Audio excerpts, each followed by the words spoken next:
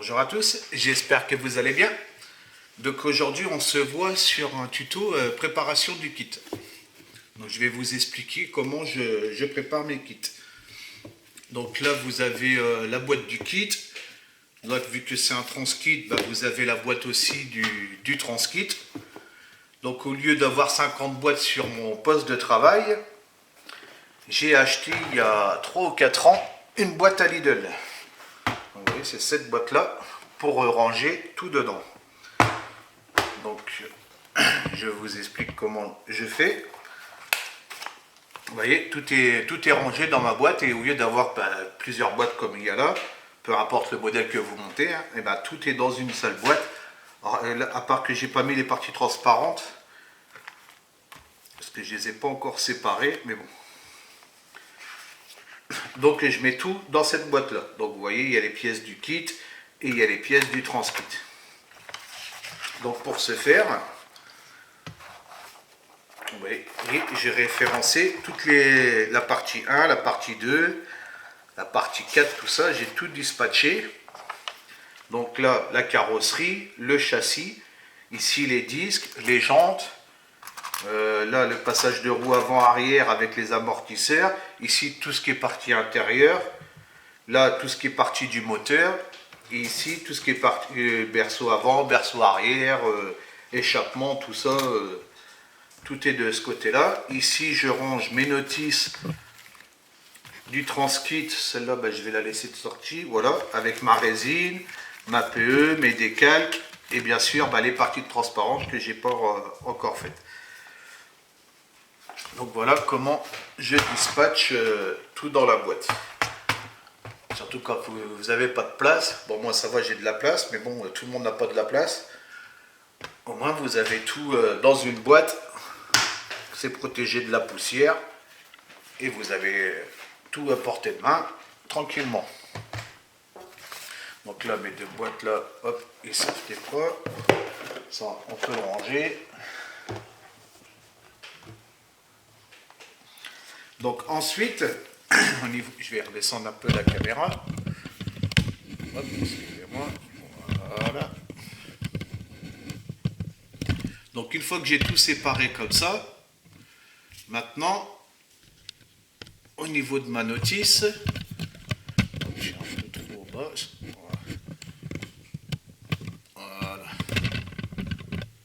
Excusez-moi. Donc maintenant, au niveau de ma notice, je prépare tout ce qui est PE. Tout ce qui est PE, tout ce qui est résine, tout ça, je prépare toutes les pièces. Donc la première étape, il n'y en a pas. Et là, il y a l'étape 4. Donc au niveau de l'étape 4, vous voyez, il y a plusieurs cases, avec toutes les étapes séparées. Donc là, l'étape 4, on voit bien qu'il y a de la photo découpe à déposer. Il y a de la photo découpe et il y a de la résine. Les pièces en résine qui sont ici. Donc là, c'est simple. Je prends les pièces. Je regarde qu'est-ce qui a changé. Donc ici, c'est de la résine. Donc je mets RE. Les initiales pour la résine. PE. Donc là, on est en dessous du numéro. Je marque plus PE. Et j'ai référencé les pièces en PE. Bon, là, je ne l'ai pas fait. Si je l'ai fait là. Pour voir toutes les pièces qui ont PE. Et je fais ça pour toutes les étapes. Vous voyez, donc là ici il y a de la PE, là il y a de la PE aussi, vous voyez. En principe c'est tout ce qui est décalque. Voilà le pédalier. Voilà. Et je fais ça pour tous les numéros. Vous voyez, comme là pareil, c'est tout ce qui remplace les décalques. C'est toute la PE que vous avez ici. Vous voyez. Et je fais ça et je fais une petite croix dans chaque case pour être sûr que j'ai référencé toutes mes pièces, donc en résine et en PE. Ensuite, je choisis la version. Donc la conduite à droite, la conduite à gauche. Donc là, je supprime toutes les pièces que j'ai plus besoin. Parce que ces pièces-là, je ne vais pas m'en servir. Donc ça, je les ai enlevées de ma boîte. Et je les mets dans une autre boîte. Donc vous voyez, là j'ai une boîte, donc ce que j'appelle la boîte à radio. Donc là, j'ai marqué voiture 124. Et dedans, je mets toutes les pièces que j'ai pas besoin. Donc ça peut servir pour un copain, si jamais il casse sa pièce ou il abîme sa pièce, ou vous pouvez vous en servir comme j'ai fait sur la Supra, sur d'autres pièces. Hein. Donc là c'est uniquement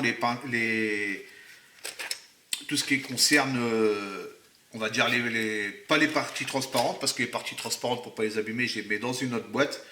Mais c'est tout ce qui concerne les autres pièces. Hein. Vous avez des pare-chocs, vous voyez, vous avez les capots de la Supra, l'aileron.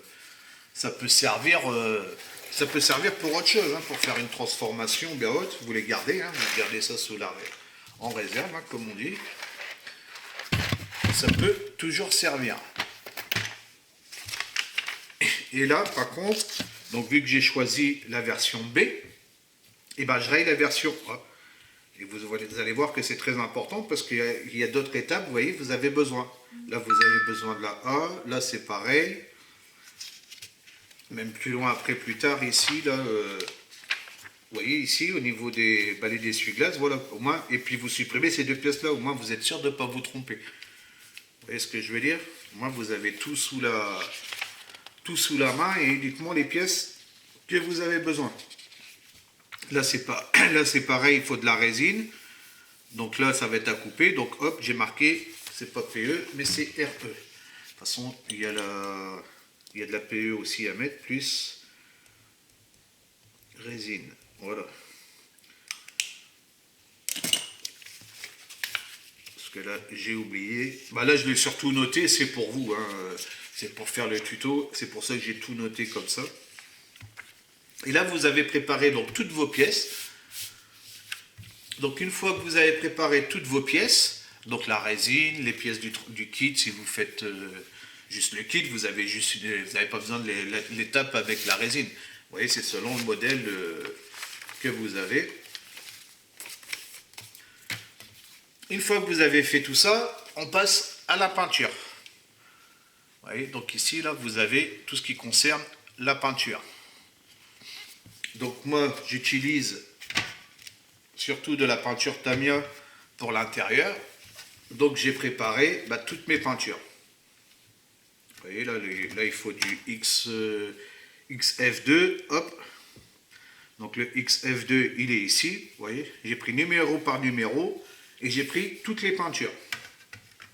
Et hop, que je mets dans une petite boîte le temps que j'ai mon module Hobbyzone pour mettre tous ces pots-là. Alors ensuite, on a des peintures spécifiques.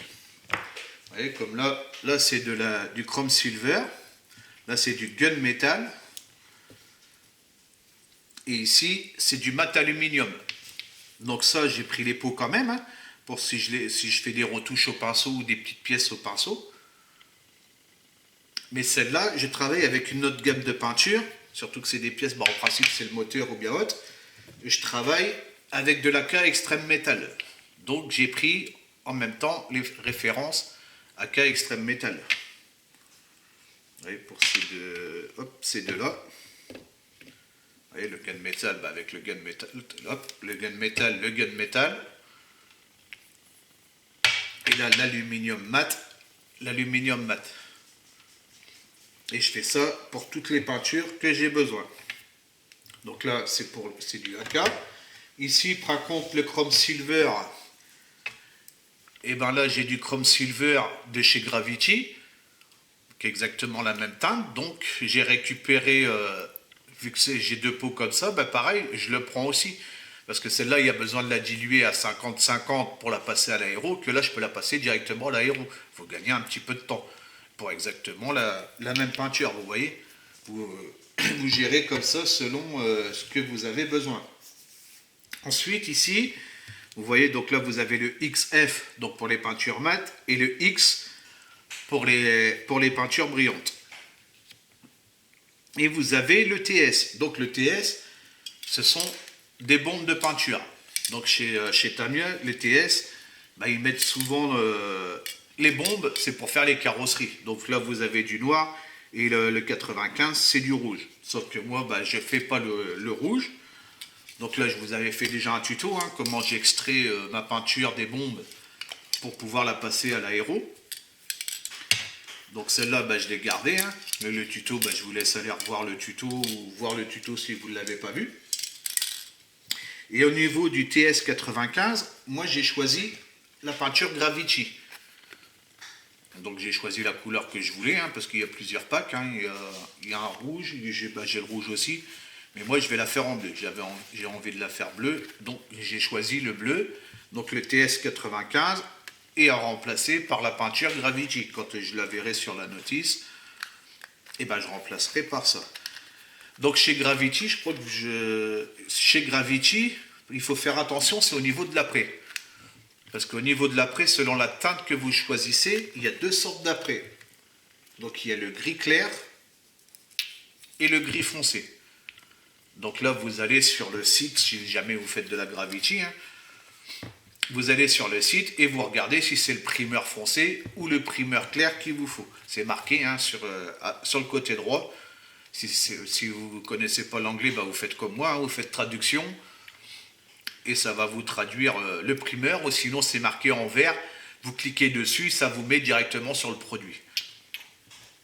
Donc là c'est le dark primer, donc je prends le dark primer aussi, que je mets dans ma réserve de peinture que j'aurai besoin. Je vais avoir besoin aussi du palette line. Donc pareil, j'ai préparé le palette line. Je vais avoir besoin du vernis pour faire ma carrosserie. Donc j'ai préparé mon vernis pour la carrosserie. Je vais avoir besoin de ma wax quand je vais avoir fini mon modèle pour passer tout partout. Donc je prends la wax.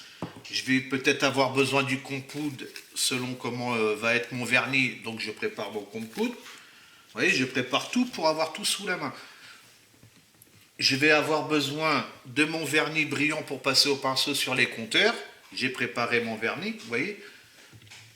Je vais avoir besoin du flocage. Donc le flocage, bah, j'ai pris le flocage plus la peinture. Vous voyez, vous préparez tous vos éléments pour dire que vous ayez tous les éléments à portée de main pour faire votre kit. Comme ça, au niveau de votre poste de travail, bah, vous avez tout ce qui concerne votre kit. Vous voyez, j'ai tout préparé comme ça. Et au moins, j'ai tout à portée de main. Une fois que vous avez tout ça, et ben vous allez pouvoir commencer votre kit. Alors, si vous n'avez pas tout, donc admettons, il vous manque de la peinture ou bien autre, et ben en attendant, moi je vous conseille, c'est d'aller chercher des photos sur Internet. Même si vous avez tout pour faire le kit, vous allez quand même sur Internet ou dans des magazines ou bien autre, et vous cherchez toutes les photos que vous pouvez trouver. Donc que ça soit la partie extérieure, que ça soit au niveau des disques, au niveau du moteur, au niveau de la partie intérieure, vous prenez un maximum de photos, vous vous faites un petit fichier, donc là c'est la NSX, moi je me suis fait un petit fichier NSX, donc partie extérieure, partie roue, partie moteur, voilà, j'ai créé plusieurs petits fichiers dans mon fichier, et je dispatche un maximum de photos. Donc là, vu que je fais un transkit, pareil, vous voyez ici, vous avez 4 photos, mais bon, on ne voit pas terrible, vous voyez. On voit bien quand même, hein, mais j'en ai trouvé d'autres de ce kit, du transkit là. J'ai pris toutes les photos quand même, comme ça on peut zoomer, on peut avoir des vues différentes, selon comment on veut placer la pièce, comment il va falloir la placer, pour dire que ça soit bien ajusté et tout, que ça corresponde bien. Donc vous prenez un maximum d'infos. Si vous choisissez une autre gamme de peinture, admettons là vous ne voulez pas prendre de la Tamiya, vous voulez prendre de la Revell ou bien autre, et ben vous allez sur votre téléphone. Hop là. Vous allez sur votre téléphone et sur votre téléphone il y a une application, donc c'est celle-là, c'est Obicolor. Donc c'est ce petit logo là. Vous allez sur l'application Obicolor. Hop, nouvelle mise à jour, on s'en fiche. Voilà. Et là, votre notice, c'est une Tamiya. Donc toutes les références ici, c'est du Tamiya. Vous allez sur Tamiya. Hop, excusez-moi, je tourne. Voilà. Vous allez sur Tamiya. Donc là, ici, vous avez toutes les couleurs. Vous voyez, le TS, donc qui est les bombes de peinture. Le TS et la LP, je crois que c'est la même chose. Hein. Je ne suis pas sûr à 100%, mais logiquement, c'est la même chose. Au lieu d'acheter des bombes, bah, vous avez les petits pots de peinture, donc c'est de la laque. De toute façon, vous voyez, c'est marqué ici. Peinture laque, peinture acrylique, peinture énamel. Donc les énamels, c'est les tout petits pots. Je sais pas, ça, on trouve beaucoup, c'est en Chine. Et pour avoir ces peintures-là, il faut aller sur eBay. Si vous allez sur eBay, vous allez trouver ces tout petits pots de peinture-là. Je peux vous en faire voir un. Hop.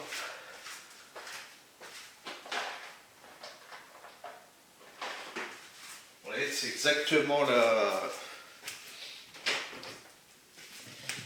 exactement la même chose que ces pots-là. Sauf que là, bah, c'est de l'acrylique et là, c'est de l'énamel. Donc l'énamel, pour la passer au pinceau, c'est beaucoup mieux en rapport à l'acrylique. Mais bon, moi, ça ne me dérange pas, donc ça va. Après, c'est selon vous comment vous êtes habitué. Et après, vous avez les LP. Donc les LP, j'en ai pas encore en stock, je ne peux pas vous montrer. Mais là, c'est de la laque. Donc il faut prendre le diluant de la laque et pas le XA. Ouais, je ne vous ai pas fait voir au niveau du diluant.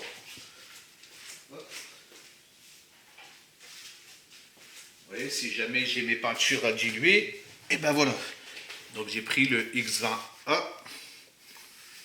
Et là, pour diluer, voilà, à 50-50, vous diluez votre peinture et vous pouvez la passer à l'aéro. Donc vous voyez aussi, pour dire d'avoir ça aussi en stock, du X20A ou autre chose, peu importe la peinture que vous prenez. Donc là, on va prendre le premier, là, le X1. Donc là, vous allez en X, hein, vous voyez, c'est bien séparé. X pour les clés brillantes et XF pour les mattes. Vous allez dessus, vous cliquez sur le X1 et en dessous, si vous voulez choisir une autre gamme de peinture, vous allez avoir toutes les autres correspondances de peinture. Donc là, je ne sais pas s'il y a de la Revell. Peut-être le 21 là. Là, c'est de la Humbrol. Vous voyez, la Humbrol. Là, j'ai cliqué sur 21, ça me donne la référence en Humbrol. Là, je ne sais pas c'est quelle marque, là, je ne connais pas. Monkey. Vous voyez, ils ont fait des mises à jour, il y a des peintures que je ne connais même pas. Là, vous avez même la MIG maintenant. Vous voyez, la peinture MIG, si vous faites avec de la MIG. Là, vous avez la peinture Revell, si vous voulez le faire en Revell. La RAL, mais je crois que ça existe. Je ne suis pas sûr que ça existe encore. Là, vous avez la AK. Après, il y a des références. Bah, celle-là, c'est la Live Color. Vous voyez, vous avez la référence dans toutes les teintes. Hein. Et pareil pour tous les autres numéros. Hein. Là, vous choisissez après, qu'est-ce que c'est qu'on a le X7. Bah, pareil, vous allez sur le X7. Et vous voyez, par contre là vous faites attention, parce que vous voyez les rouges, ils marquent que ça correspond, mais au niveau des rouges, parce que les rouges c'est vraiment spécifique, vous n'avez pas forcément exactement la même couleur, mais vous avez une couleur qui s'en rapproche. Là, il faut faire des fois attention quand même, parce que vous voyez là, je pense que vous voyez bien, au niveau de la couleur, si vous voyez, si je choisis celui-là, ils disent que c'est le même, mais pour moi c'est pas le même du tout. Hein.